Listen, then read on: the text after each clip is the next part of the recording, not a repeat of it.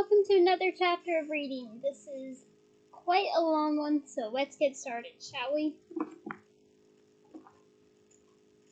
Chapter 15. The Goblin's Revenge.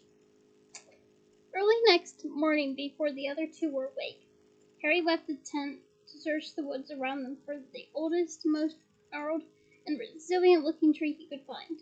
There in its shadow he buried Mad-Eye Moody's eye and marked the spot by gouging a small cross in the bark with his wand. It wasn't much, but Harry felt that Mad-Eye would have much preferred this to being stuck on Dolores Umbridge's door. Yeah, that's probably a safe assessment. Then he returned to the tent to wait for the others to wake and discuss what they were going to do next. Harry and Hermione felt that it was best not to stay anywhere too long, and Ron agreed, with the solo proviso that their next move took them within reach of a bacon sandwich. Good to see you're doing better, Ron.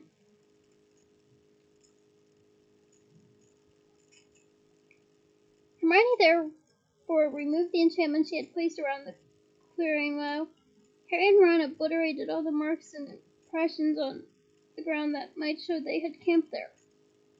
Then they disapparated to the outskirts of a small market town.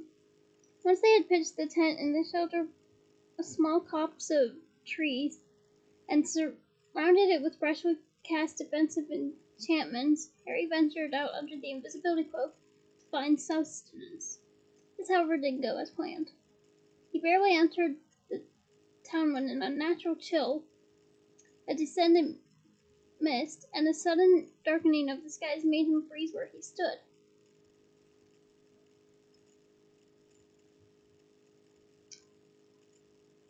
But you can make a pretty Patronus, protested Ron when Harry arrived back at the tent empty-handed, out of breath, and mouthing the single word. And in case you didn't tell with my mouthing, I said Dementors.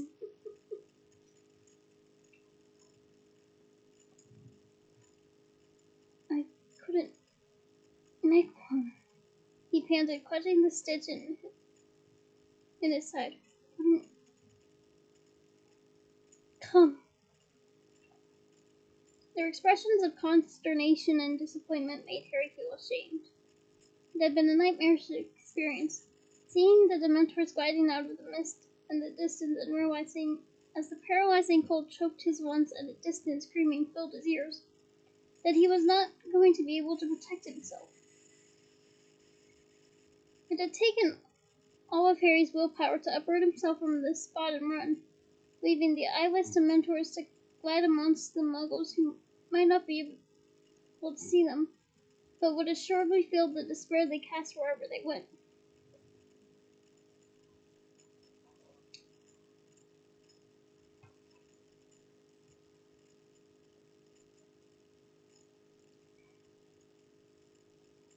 So we still haven't got any food. Shut up, Ron, snapped Hermione. Harry, what happened? Why do you think you couldn't make your Patronus?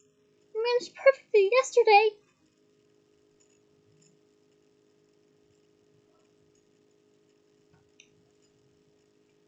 I don't know. He sat in one of Perkins's old armchairs, feeling more humiliated by the moment. He was afraid that something had gone wrong inside him. Yesterday seemed a long time ago. Today he might have been 13 years old again. The only one who collapsed on the Hogwarts Express. Aww, that's for Harry.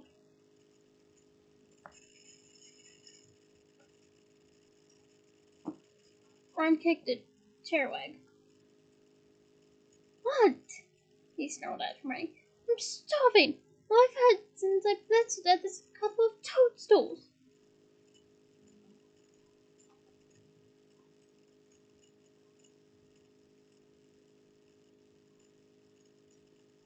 You go and fight your way through the Dementors then, said Harry, stunned.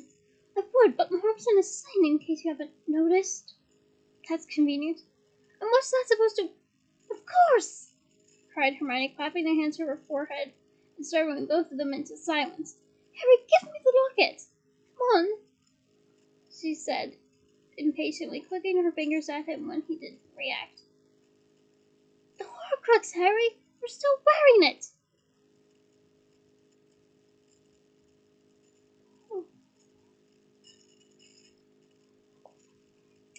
And again, this begs the question, why don't they put it in their pouches or bags? It just doesn't make sense to me.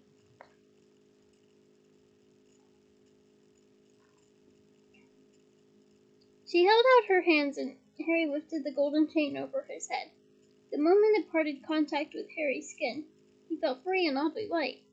He hadn't even realized that he was clearly, or that there was a heavy weight pressing on his stomach until both sensations lifted.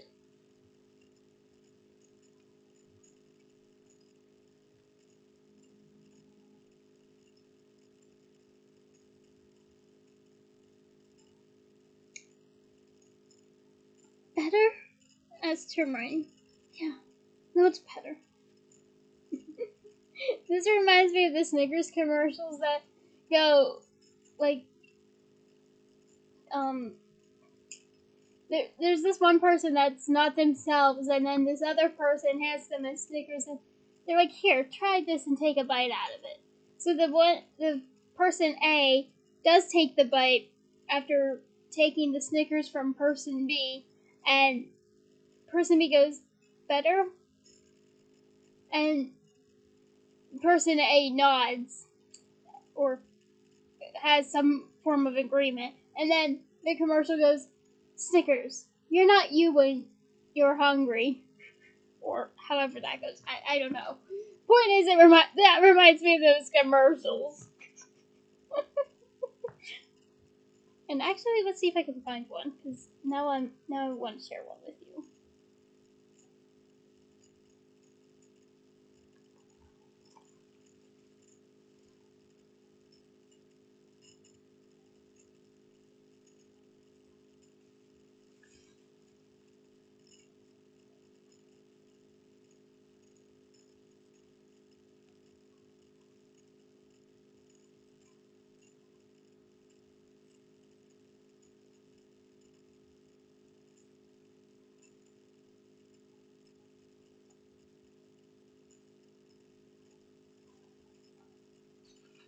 I think this is one of them. Here.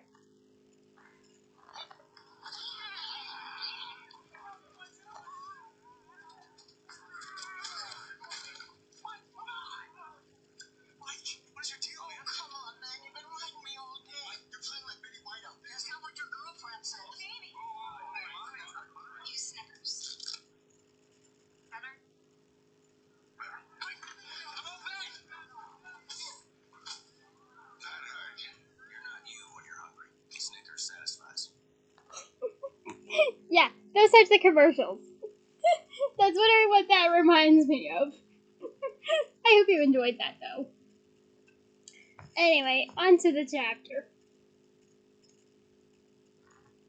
Harry, she said, crouching down in front of him and using the kind of voice he associated with visiting the very sick. I don't think you've been possessed, do you?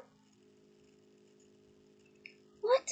No, he said defensively. I remember everything we've done while I've been wearing it. I want to know what I've done if I had been possessed, would I? Ginny told me that there were times she couldn't remember anything. Said Hermione, looking down at the heavy gold locket. Well, maybe we ought not to wear it. We could just keep it in the tent. We are not leaving that Horcrux lying around, Harry stated firmly. If we lose it, if it gets stolen... Oh, all right, said Hermione, and she placed it around her own neck and tucked it out of sight down the front of her shirt. But we'll take turns wearing it, so nobody keeps it on too long. Again, this begs the question, why don't they store it in their little pouches or bags? That just doesn't make sense.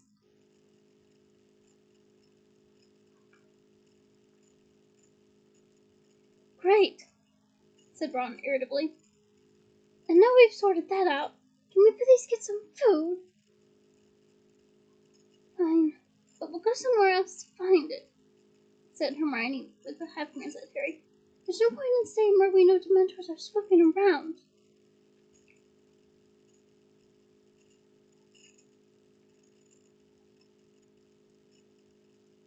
In the end, they settled down for the night in a far-flung field belonging to a lonely farm, from which they had managed to obtain eggs and bread. It's not standing, is it? Asked Hermione in a troubled voice as they devoured scrambled eggs on toast. That is good. What if I left some money under the chicken coop? Ron rolled his eyes and said with his cheeks bulging, Hermione, you worry too much. It locks. And indeed, it was much easier to relax when they were comfortably well fed. The argument about the Dementors was forgotten in laughter that night, and Harry felt cheerful, even hopeful, as he took the first of the 3 night watches. This was their first encounter with the fact that a full stomach meant good spirits. An empty one, bickering and gloom. I mean, yeah, that would probably track. Harry was least surprised by this, because he had suffered periods of near starvation at the Dursleys. Hugs for Harry. You did not deserve that type of treatment. You really didn't. And if anyone else is going through something similar, please know there are resources of help available. It is not fair that you are in this situation. And it certainly isn't your fault. So please know there are resources out there that can help you with any trauma,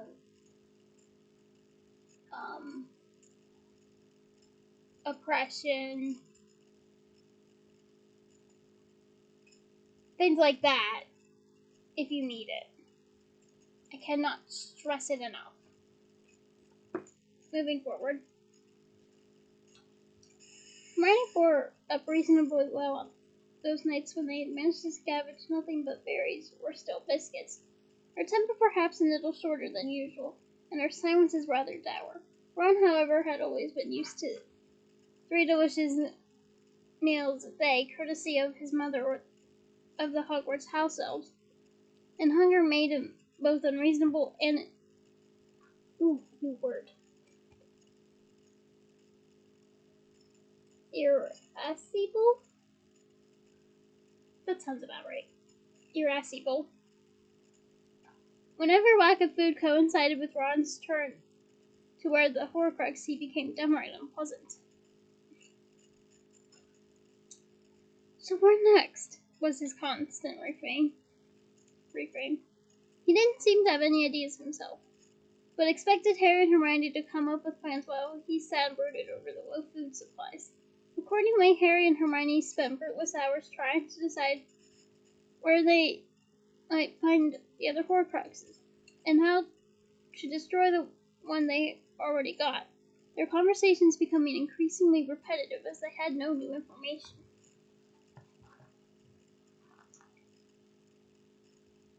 As Dumbledore told Harry that he believed Voldemort had hidden the Horcruxes in places important to him, they kept reciting in a sort of dreary litany those locations they knew that Voldemort had lived or visited. The orphanage where he had been born and raised, Hogwarts where he had been educated, Oregon and Berks where he had worked after completing school, and then Albania where he had spent his years of exile. These formed the basis of their speculations. Yeah, let's go to Albania. Shouldn't take more than an afternoon to search an entire country, said Ron sarcastically.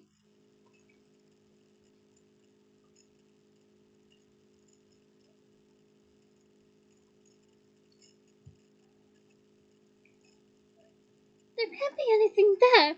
Somebody made 5 of his Horcruxes before he went into exile, and almost certain the snake is the sixth, said Hermione.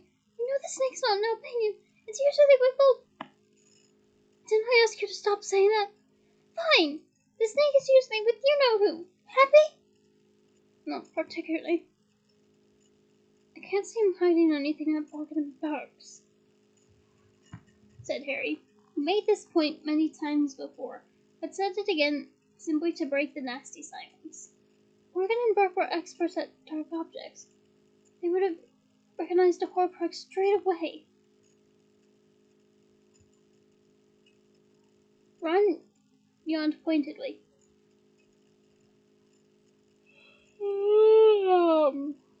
Yep, there's that cue.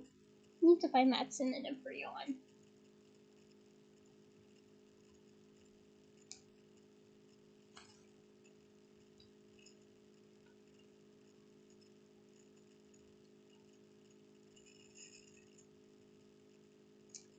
Repressing a strong urge to throw something at him, Harry plowed on.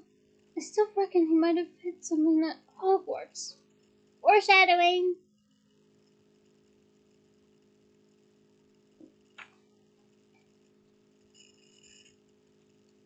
Hermione sighed. But Dumbledore would have found it, Harry! Harry repeated the argument he kept bringing out in favor of this theory. Dumbledore said in front of me that he never assumed he knew all of Hogwarts' secrets. I'm telling you, if there was one place full... Oi! You know who then!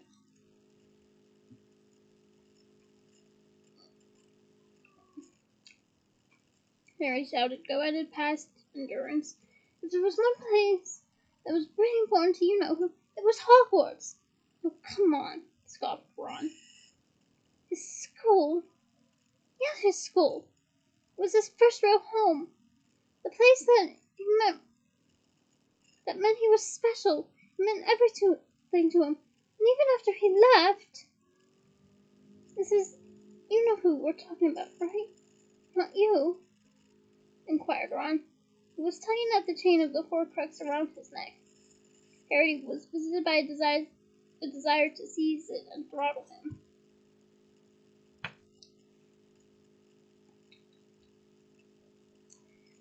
You told us that you-know-who asked Dumbledore to give him a job after he left, said Hermione. That's right, said Harry. And Dumbledore thought he only wanted to come back to try and find something.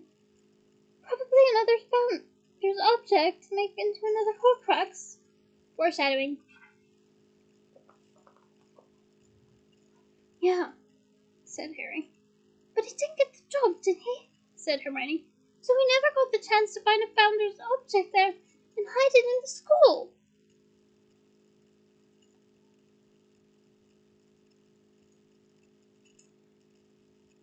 Okay then, said Harry defeated. Forget Hogwarts. No, Harry, you're definitely onto something, and it's brilliant foreshadowing. Newcomers, you're gonna have to wait. Advanced Potterheads, you already know. Without any other leads, they traveled into London and, hidden beneath the invisibility cloak, searched for the orphanage in which Voldemort had been raised. Hermione stole into a library and discovered from their records that the place had been demolished many years before. They visited its site and found a tower block of offices. We could try digging in the foundations, Hermione suggested half-heartedly. You wouldn't have hidden a Horcrux here, Harry said. He had known it all along. The orphanage had been the place Voldemort had been determined to escape. He would never have hidden a part of his soul there. Dumbledore shown Harry that Voldemort sought grandeur, or mistaken his hiding place. This dismal grey corner of London was as far removed as you could imagine from Hogwarts, the Ministry, or a building like Gringotts, the Wizarding thing, with its golden doors and marble floors. Even without any new ideas, they continued to move through the countryside, pitching the tent in a different place each night for security. Every morning they made sure that they had removed all clues to their presence, then set off to find another lonely and secluded spot, traveling by apparition to more woods, shadowy crevices of cliffs, purple moors, rose-covered mountainsides, and once a sheltered and pebbly cove. Every 12 hours or so they passed the Horcrux between them, as though they were playing some perverse slow-motion game of pass the parcel, where they dreaded the music stopping because the reward was 12 hours of increased fear and anxiety. Again, this begs the question, why don't they store it in their bags? That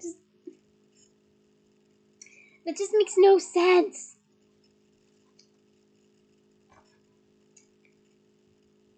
Harry's scar kept prickling. It happened most often, he noticed, when he was wearing the Horcrux. Sometimes he couldn't stop himself reacting to the pain. What did you say?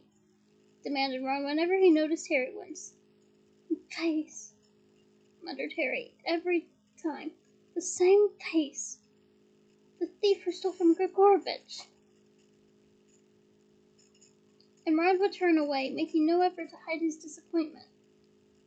Harry knew that Ron was hoping to hear news of his family or the rest of the Order of the Phoenix.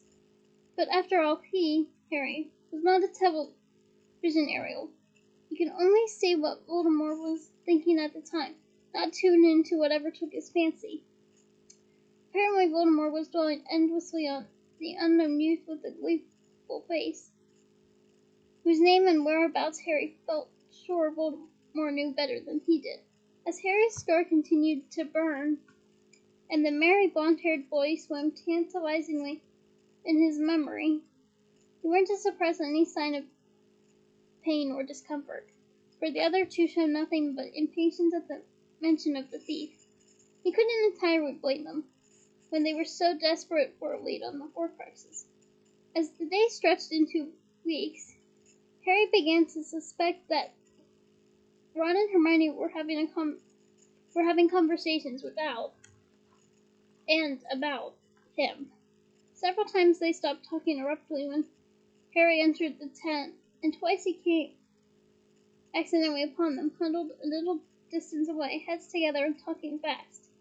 Both times they fell silent when they realized he was approaching them, and hastened to appear busy collecting wood or water.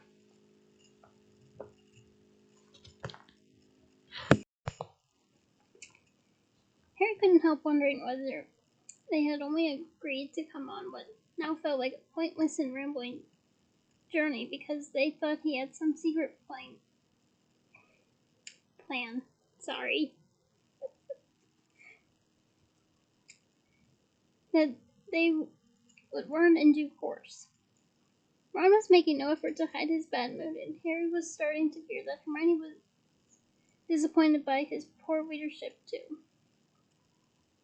In desperation, he tried to think of further Horcrux locations, but the only one that continued to occur to him was Hogwarts, and as neither of the others thought this at all likely, he stopped suggesting it. Again, you're onto something, Harry. You're definitely onto something. And advanced Potterheads know this. Newcomers, you're gonna have to wait.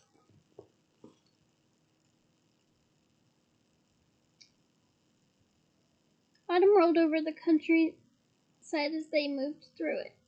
They were now pitching the tent on mulches of fallen leaves. Natural mist joined by those cast by the Dementors. Wind and rain added to their troubles. The fact that Hermione was getting better at identifying edible fungi couldn't altogether compensate for their continued isolation, the lack of other people's company, or their total ignorance of what was going on in the war against Voldemort. My mum, said Ron one night as they sat in the tent on a riverbank in Wales, can make good food appear out of thin air.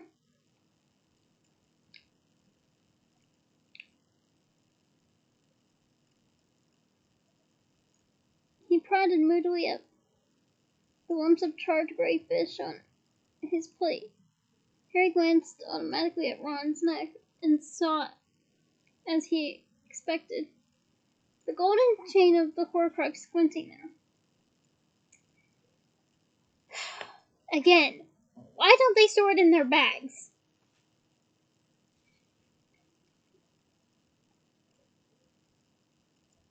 He managed to fight down the impulse to swear at Ron, whose attitude would, he knew, improve slightly when the time came to take off the locket.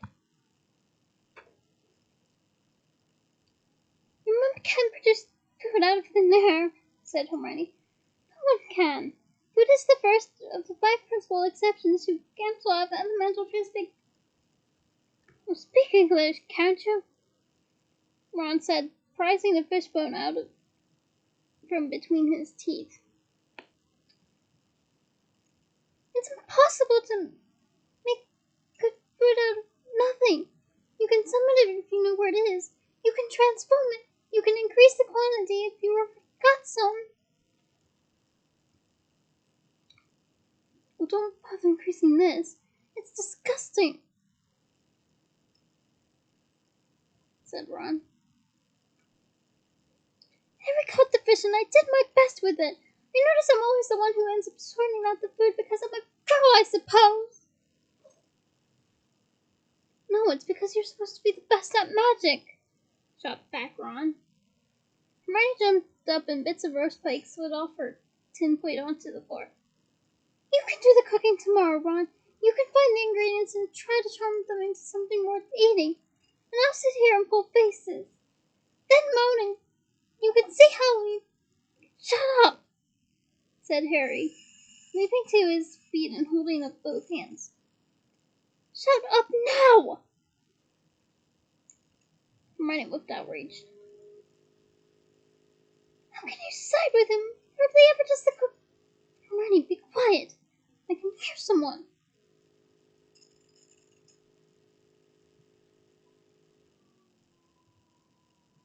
He was listening hard, his hands still raised, warning them not to talk. Then over the rush and gush of the dark river beside them, he heard voices again. He looked around at the sneakoscope. It wasn't moving. You cast the muffly auto charm over us, right? He whispered to Hermione. I did everything, she whispered back. Muffly auto, muffle repelling, and disillusionment charms, all of it. They shouldn't be able to hear or see us, whoever they are. Heavy scuffing and scraping noises, plus the sound of dislodged stone and twigs, told them that several people were clambering down the steep wooded slope that descended to the narrow bank where they had pitched their tent. They drew their wands, waiting. The enchantments they cast around themselves ought to be sufficient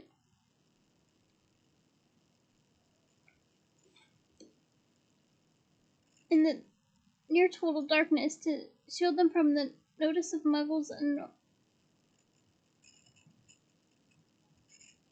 normal witches and wizards. If these were Death Eaters, then perhaps their defenses were about to be tested by dark magic for the first time.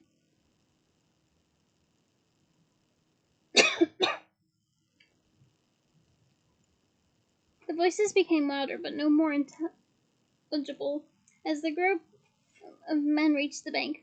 Harry estimated that their owners were fewer than 20 feet away, but the cascading river made it impossible to tell for sure. Hermione snatched up the beaded bag and started to rummage.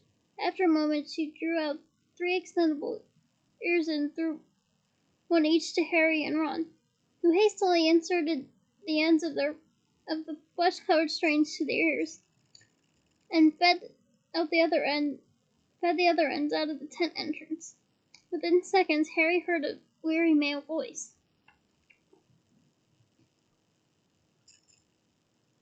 There ought to be a few salmon in here, or do you reckon it's too early in the season? I kill salmon. I love salmon. It's one of the 2 fish that I will willingly eat.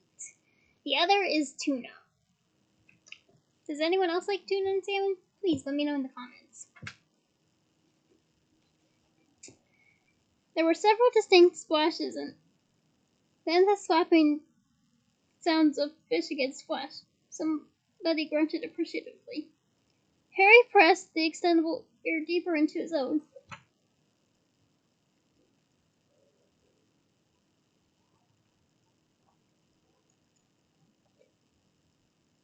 Over the murmur of the river he could make out more voices. But they weren't speaking English or any human language he had ever heard. It was a rough and unmelodious tongue, a strain of rattling guttural noises, and there seemed to be two speakers, one with a slightly lower, slower voice than the other. The fire danced into life on the other side of the canvas. Large shadows passed between tent and flames. The delicious smell of baking salmon wafted tantalizingly in their direction. That does sound good.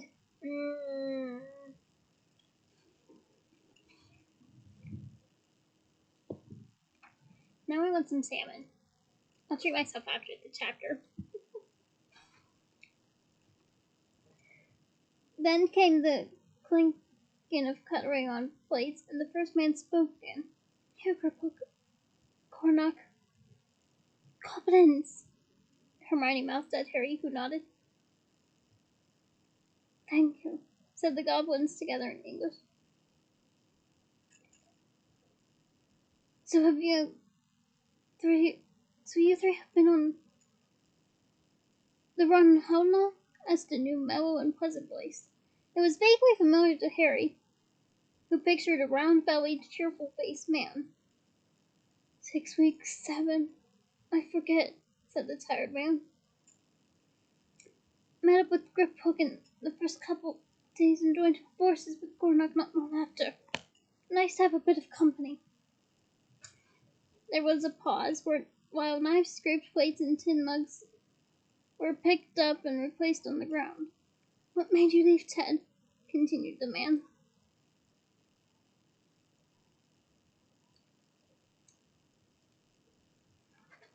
Knew they were coming for me, replied mellow-voiced Ted, and Harry suddenly knew who he was. Tonks's father.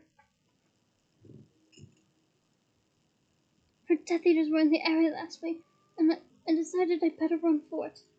Refused to register as a Muggle-born principal, see? So I knew it was a matter of time. I knew I'd have to leave in the end. My wife should be okay. She's pure blood. And then I met Dean here, what, a few days ago, son?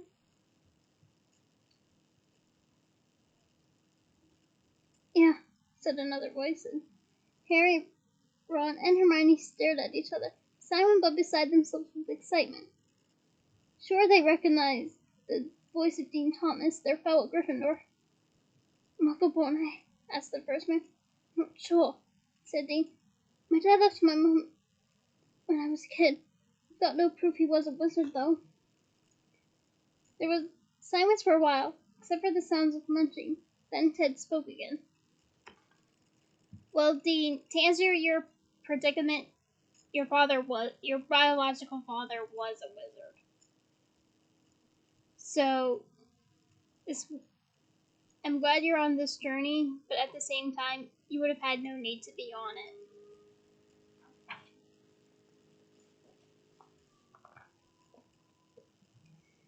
Moving on, though.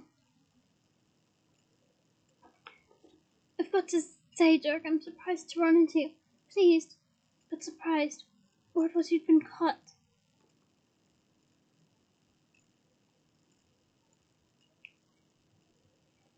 I was, said Dirk. I was halfway to ask him when I made a break for it, stunned Dawlish, and nicked his broom. It was easier than you'd think. I don't reckon he's quite right at the moment. Might be confounded. If so, I'd like to take the hand of the witch or wizard who did it. Probably saved my life. There was another pause in which the fire crackled and the river rushed on. Then Ted said, and where do you get it? I had the impression the goblins were for you know who. On the whole, you had a false impression, said the higher voice of the goblins. We take no sides. This is a wizard's war. How come you were in hiding then? I deemed it prudent, said the deeper-voiced goblin. Having refused what I considered an impertinent request, I could see that my personal safety was in jeopardy. What did they ask you to do? Asked Ted. Duties ill-befitting of the dignity of my race, replied the goblin, his voice rougher and less human as he said it. I am not a house elf.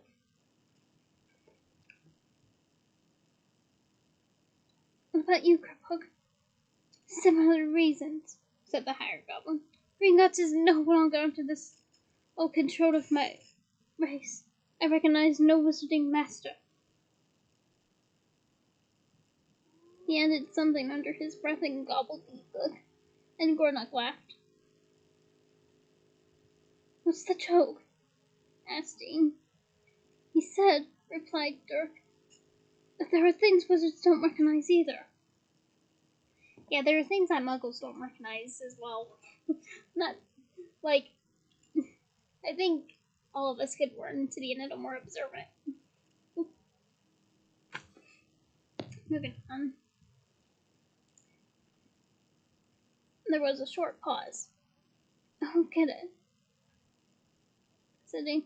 I had a small revenge before I left, said Griphook in English. Good man, goblin, I should say.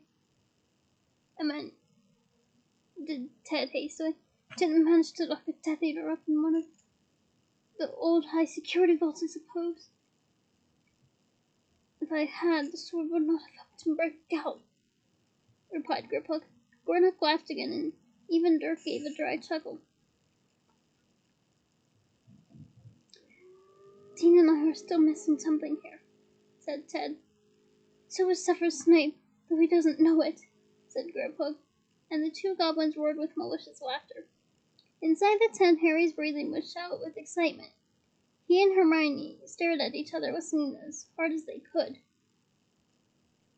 Did you hear about that, Ted? Asked Dirk. About the kids who tried to steal Gryffindor's sword out of Snape's office at Hogwarts?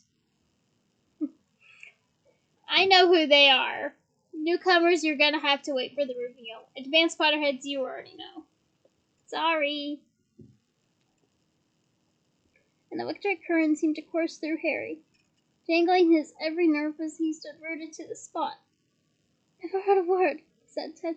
Not in the Prophet, was it? Horribly, chortled Dirk. Griphook here told me he heard about it from Bill Weasley, who works for the bank.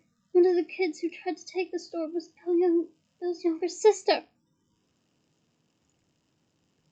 Harry glanced toward Hermione and Ron, both of whom were clutching the extendable ears as tightly as lifelines. She and a couple of friends got into Snape's office and smashed open the glass case where he was apparently keeping the sword. Snape caught them as they were trying to smuggle it down the staircase.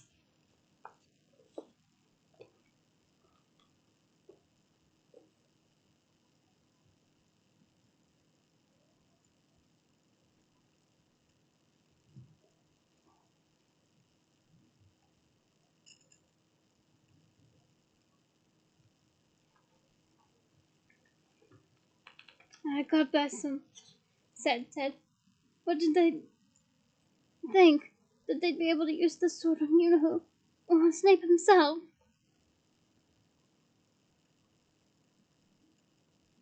Well, whatever they thought they were going to do with it, Snape decided this sword wasn't safe where it was, said Dirk.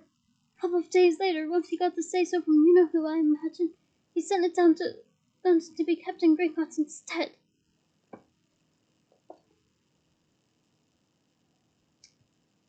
The goblin started to laugh again. I'm still not seeing the joke, said Ted. It's a fake, rapped Griphook. The sword of Gryffindor.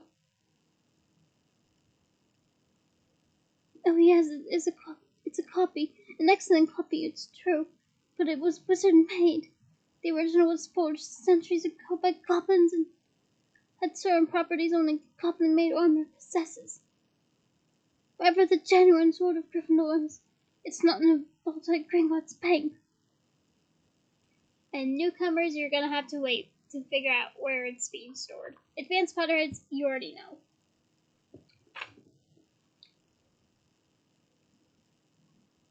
I see, said Ted. And I take it you didn't bother telling the Death Eaters this. I saw no reason to trouble them with the information, said Griphook smugly. And now Ted and Dean joined in Gornog Dirk's laughter. Inside the tent, Harry closed his eyes, willing someone to ask the question he needed answered. And after a minute that seemed 10, Dean obliged.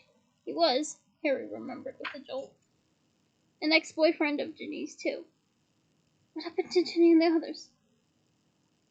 The ones who tried to steal it? Oh, they were punished, and cruelly, said Griphook indifferently.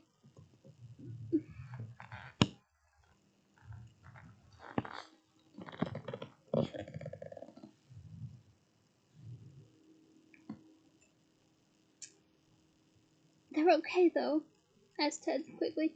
I mean, the Weasleys don't need any more of their kids injured, do they? They suffered no serious injury as far as I'm aware, said Griphook. Lucky for them, said Ted. With Snape's track record, I suppose we should just be glad they're still alive. You believe that story then, do you, Ted? Asked Dirk. You believe Snape killed Dumbledore? Of course I do, said Ted. You're not going to sit there and tell me you think Potter had anything to do with it? How to know what to believe these days, muttered Dirk.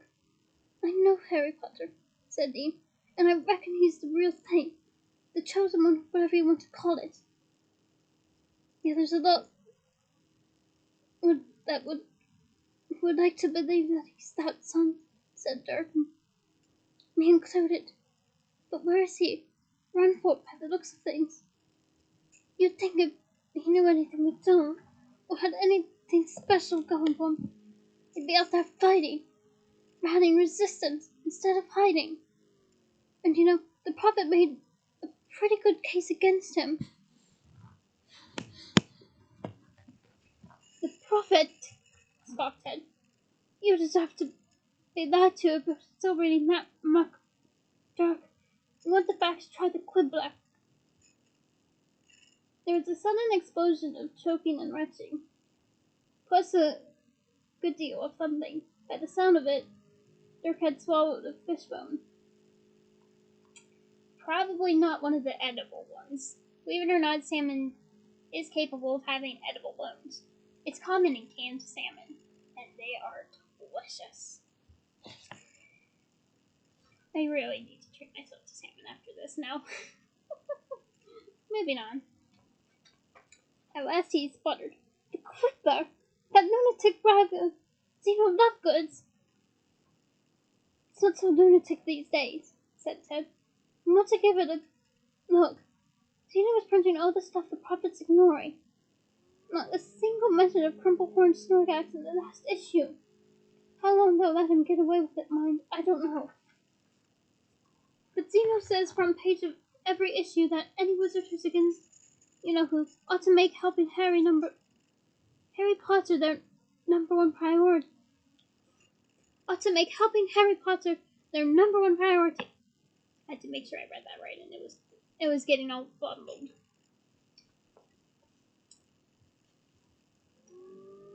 Hard to help a boy who's vanished off the face of the earth, said Dirk. Listen, the fact that they hadn't caught him yet,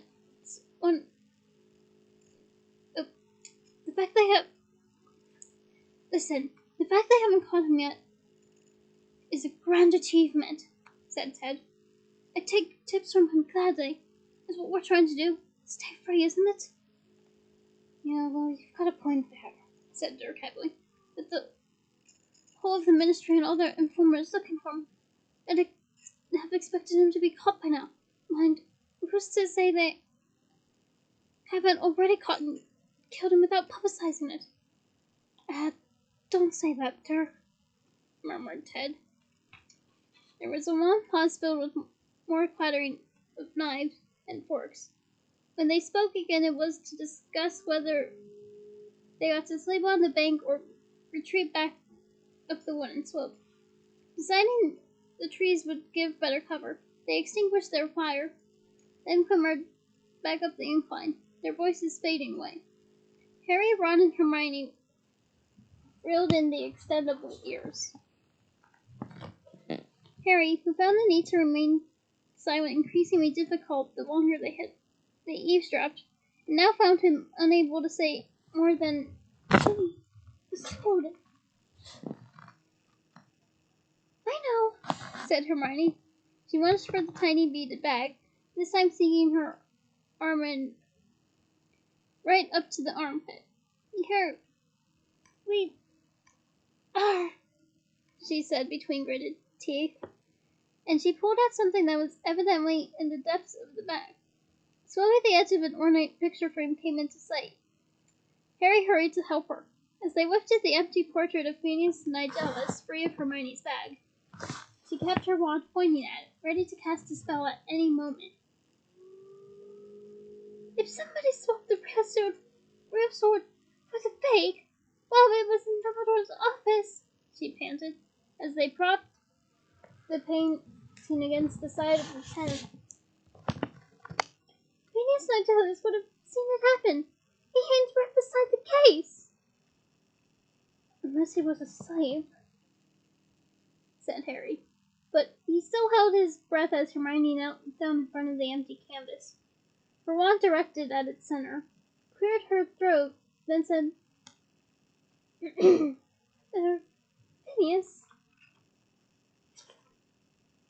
Phineas Nigellus." Nothing happened. "Phineas Nigellus," said Hermione again. "Professor Black. Please, could we talk to you? Please." "Please always helps," said a cold, snide voice, and Phineas Nigellus slid into his portrait.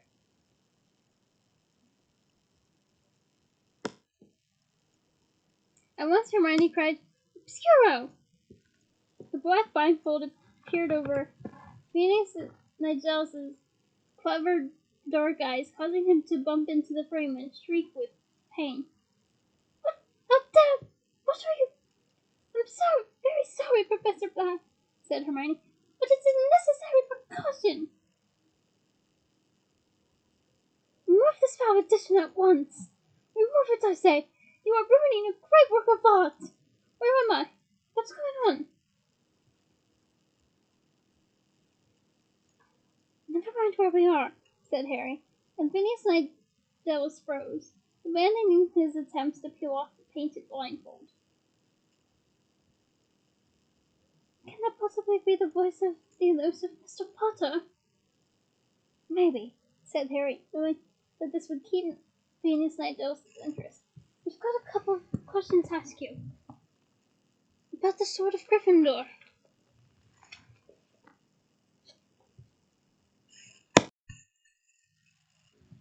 "Ah," said Phineas Nigellus, now turning his head this way and that in an effort to catch sight of Harry. "Yes, that's silly. Girl acted most unwisely there."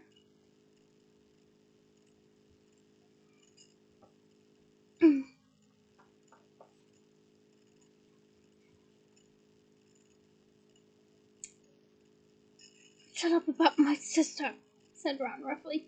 Phineas Nigellus raised supercilious eyebrows.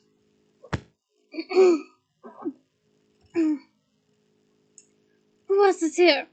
he asked, turning his head from side to side. "Your tone displeases me."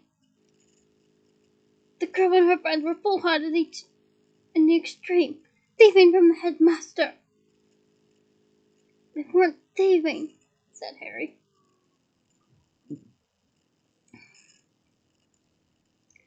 "That sword isn't Snape's.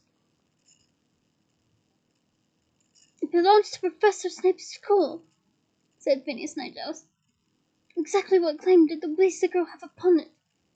She deserved her punishment, as did the idiot Longbottom and the Lovegood oddity." "Neville is not an idiot, and Luna is not an oddity," said Hermione.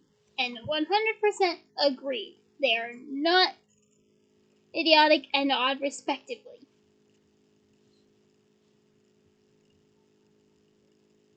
Where am I? Repeated Phineas Nigellus, starting to wrestle with the blindfold again. Where have you brought me? Why have you removed me from the house of my forebears? Never mind that. How did Snape punish Ginny, Neville, and Luna? Asked Harry urgently. Don't you invite out newcomers?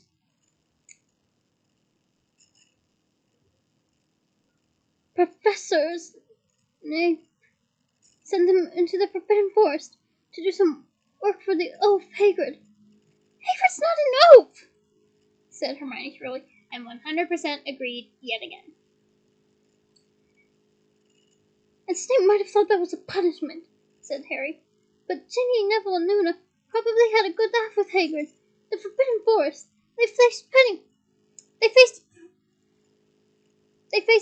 worse than the Forbidden Forest. Big deal.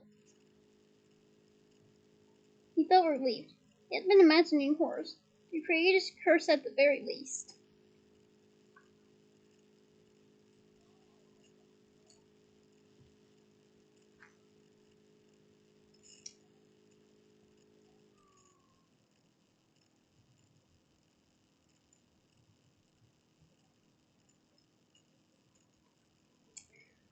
What we really wanted to know, Professor Black, is whether anyone else has taken out the sword at all. Maybe it's been taken away for cleaning, or something? Venus Nigellus paused again in his struggles to free his eyes and snickered. Excuse me. Muggle bones, he said. Covenant-made armor does not require cleaning, simple girl. Godman's silver repels mundane dirt, imbibing only that which strengthens it. Don't call Hermione simple, said Harry. I grow weary of contradiction, said Phineas Nigellus. Perhaps it is time for me to return to the headmaster's office.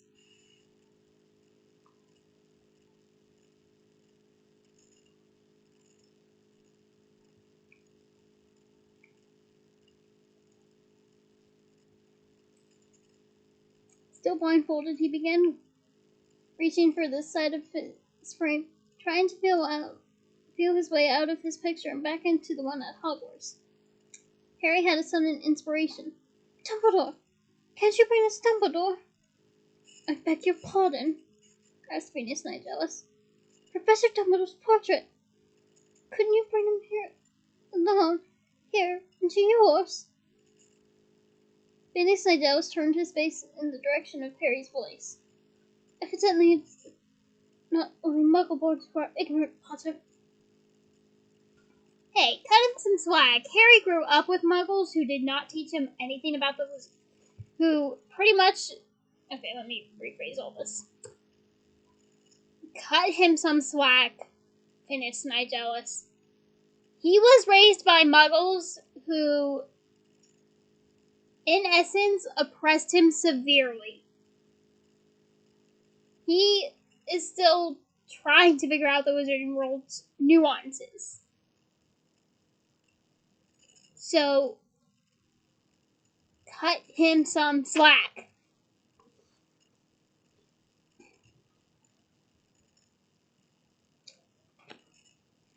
Anyway, the portraits of Hogwarts may commune with each other, but they cannot travel outside the castle except to visit a painting of themselves hanging elsewhere. Dumbledore cannot come here with me, and after the treatment I have received at your hands, I can assure you that I shall not be making a return visit. Slightly crestfallen, Harry watched Phineas redouble his attempts to leave his frame.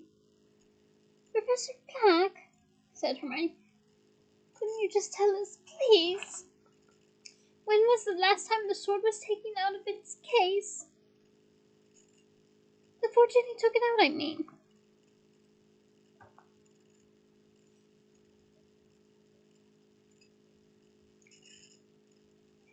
Phineas snorted impatiently. I believe the last time I saw the Sword of Gryffindor leave its case was when Professor Dumbledore used it to break open a ring. Hermione whipped around to look at Harry. Neither of them dared say more in front of Phineas and Nigellus, who had at last managed to locate the exit. Well, good night to you, he said in little wampus. He said a little on edge, and he began to move out of sight again. Only the edge of his hat brim remained in view, and Harry gave a sudden shout. Wait! Have you told Snape you saw this?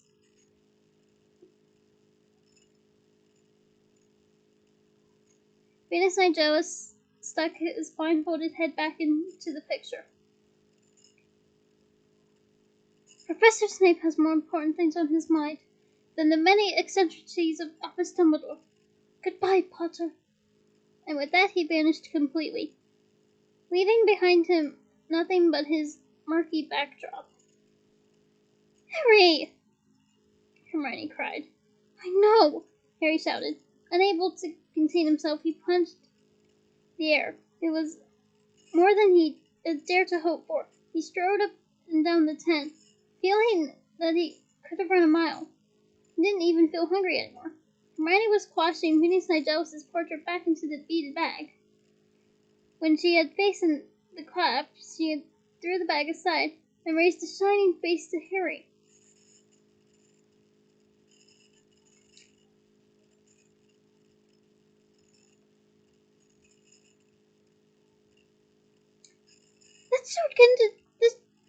The sword can destroy Horcruxes. Goblin-made blades and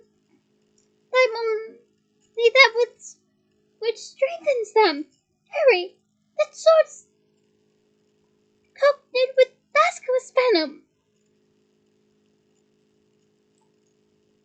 And Dumbledore didn't give it to me because he still needed it. He wanted to use it on the locket. And he must have realized he wouldn't have let you have it if he put it in his will. So he made a copy. Put a fake in the glass case. And he left the real one. Where? They gazed at each other. Harry felt that the answer was dangling invisibly in the air above them, tantalizingly close. Why hadn't Dumbledore told him? Or had he in fact told Harry, but Harry hadn't realized it at the time? Think! Whispered Hermione. Think! Where would he have left it? Not at Hogwarts, said Harry, resuming his pacing. Somewhere in Hogsmeade, suggested Hermione. The Shrieking Shack, said Harry. Nobody ever goes in there. But Snape knows how to get in. Wouldn't that be a bit risky? Dumbledore trusted Snape, Harry reminded her. Not enough to tell him that he had swapped the swords, said Hermione. Yeah, you're right.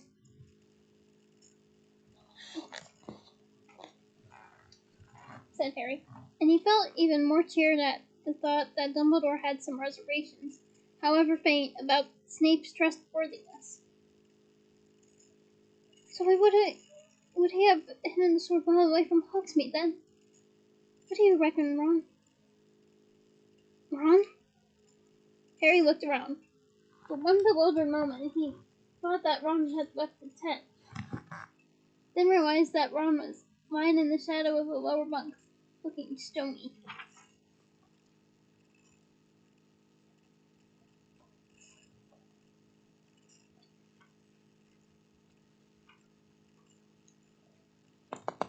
Oh, remembered me, have you? He said. What? Ron snorted as he stared up at the underside of the upper bunk. You two carry on. Don't let me spoil your fun. Perplexed, Harry looked to Hermione for help, but she shook her head, apparently as nonplussed as he was. What's the problem? Asked Harry. Problem? There's no problem, said Ron, still refusing to look at Harry. Not according to you, anyway. There were several plunks on the canvas over their heads. It had started to rain. Well, you've obviously got a problem, said Harry. So spit it out, will you? Ron swung his long legs off the bed and sat up. He looked mean, unlike himself. All right, I'll spit it out. Don't expect me to skip up and down the tent, because there's some other thing we've got to find. Just add it to the list of stuff you don't know. I don't know, repeated Harry. I don't know. Plunk, plunk, plunk. The rain was falling harder and heavier. It patterned on the leaf-strewn bank all around them, and into the river chattering through the dark. Dread doused Harry's jubilation. Ron was saying exactly what he had suspected and feared him to be thinking. It's not like I'm having the time of my life here, said Ron. You know, with my arm mangled, nothing to eat, and freezing my backside off every night. I just hoped, after we'd been running around a few weeks, we'd have achieved something.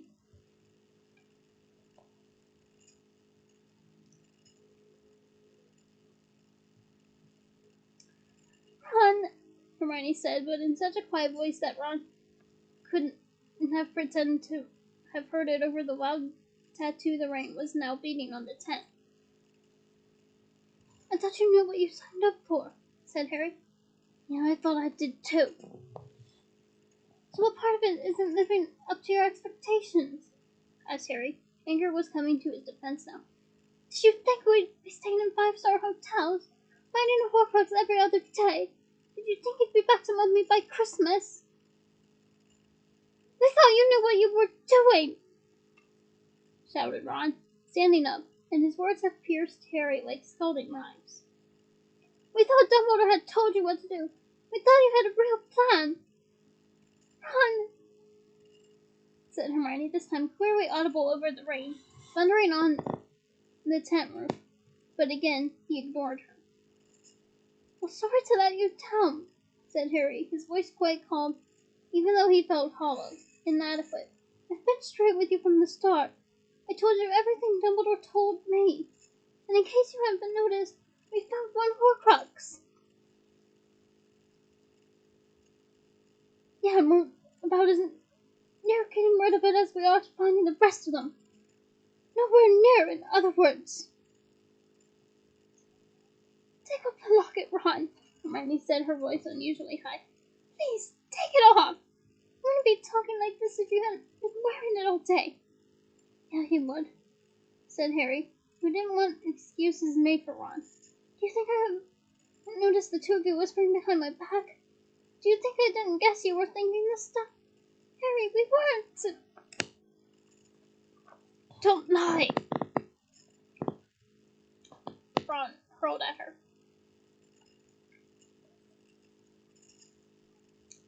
You said it too. You said you were disappointed. You said you thought he had a bit more to go on than... I didn't say it like that. Harry, I didn't, she cried.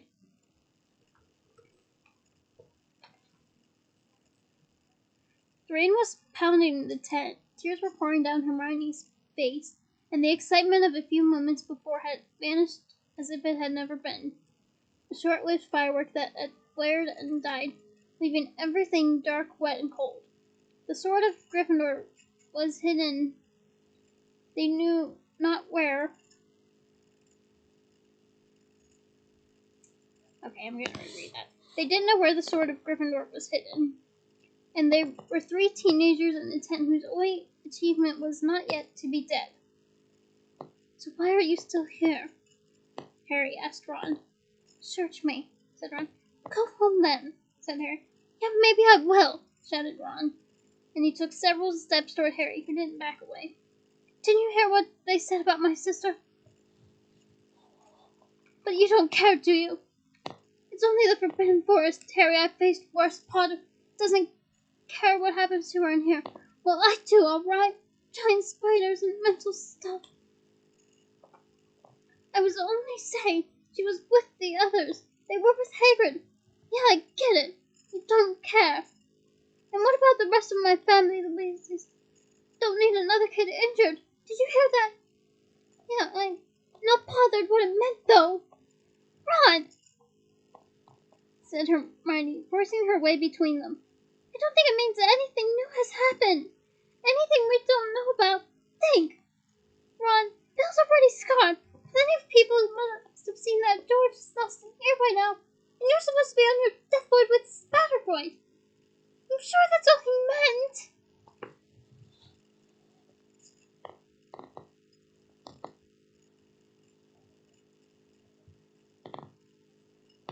Oh, you're sure, are you?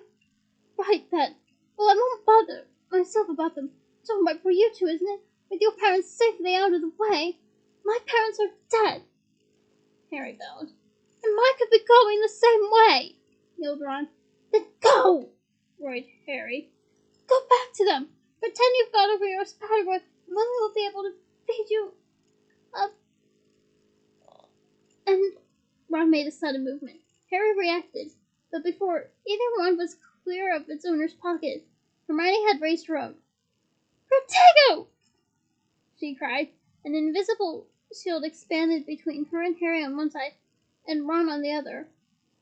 All of them were forced backward a few steps by the strength of the spell, and Harry and Ron glared from either side of the transport barrier as though they were seeing each other clearly for the first time. Harry felt a corrosive hatred toward Ron.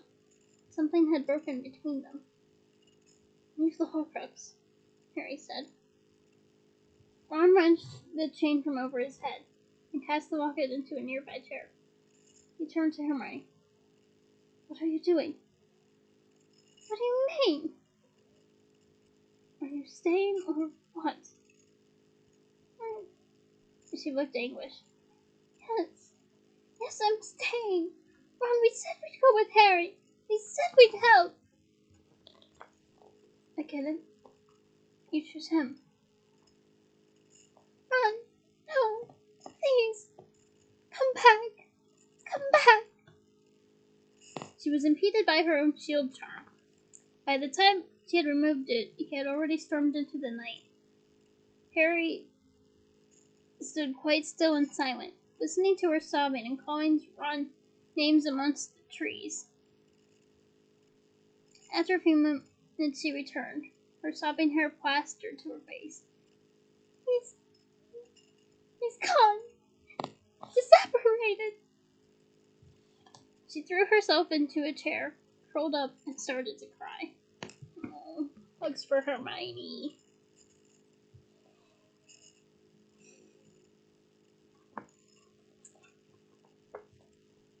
Harry felt dazed.